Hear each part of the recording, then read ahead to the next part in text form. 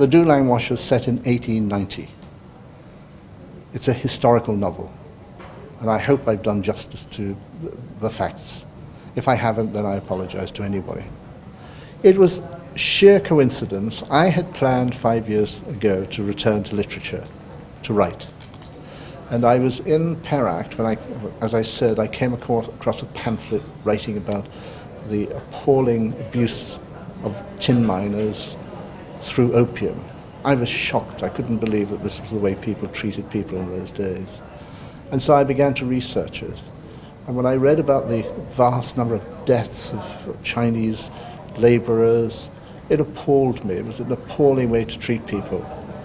And dealing with the whole story, it began to emerge that there was a great deal of love behind all this, because the Malays very quickly and happily embraced the immigrant workers who came to this country. And so I wanted to tell the story with a lot of passion and a lot of warmth, and to do justice to those hard-working miners, but to respect also the way that they were embraced by the people of this country.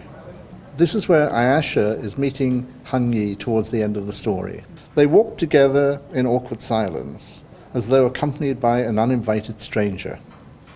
Beside the last of the row of wooden houses on stilts, they stood still.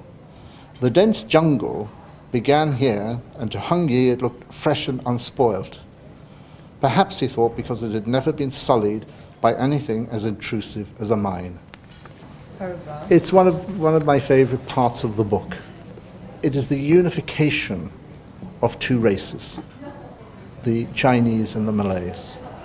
And as you will see towards the end of the book, it fills in what was missing throughout the whole story.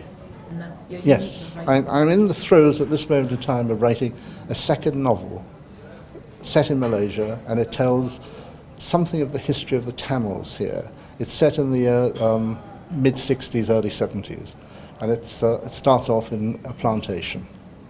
I fell in love with your country a long time ago. I've had a love affair with it for over 20 years, and it'll continue.